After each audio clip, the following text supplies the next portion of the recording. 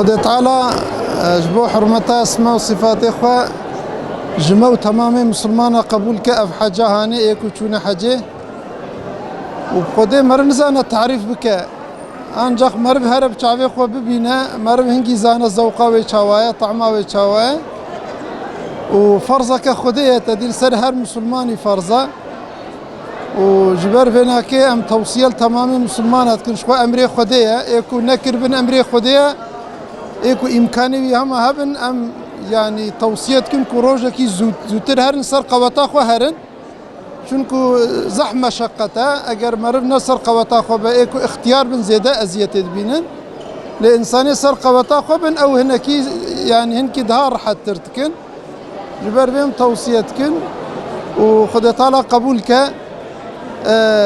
yani دیتونو گوتن نابیک وقتا مرو چاوی خود بینه نه وکه کو مرد تلویزیون داد بینه یا مرد وکه کو وکی دیش خلقه د بهیزه دیتنا مرد هر وی دی وی طعمه و اوکا و معنویات و برکت و ناکه مرد لسر خو زح خوشک فرق که یدی خدا تعالی ما تبدا قبول که خدا تعالی که قسمته ایکو نه چونجی خدا که قسمته وان ایکو چونجی خدا جاره کدی که قسمته ما وان تبدا و امانتی خدا بن و السلام علیکم و رحمت الله و برکاته ام جبه ورجه چه بجه روک خوش بو روک مبارک بو ام چون من حجا خوکر خودم قسمت مسلمان اگشا که انشالله این قسمت وکیجی ام صحیح سلامتی وگره ناتم مالا خونا وایلا خون مملکت رسول الله مملکت کی خوشه مری جه ترناون مری دواملی اشخاوی دگرن شکر باشه خیر و خوشی ام چون ام هاتن برحتی بتمیزی بپاقجی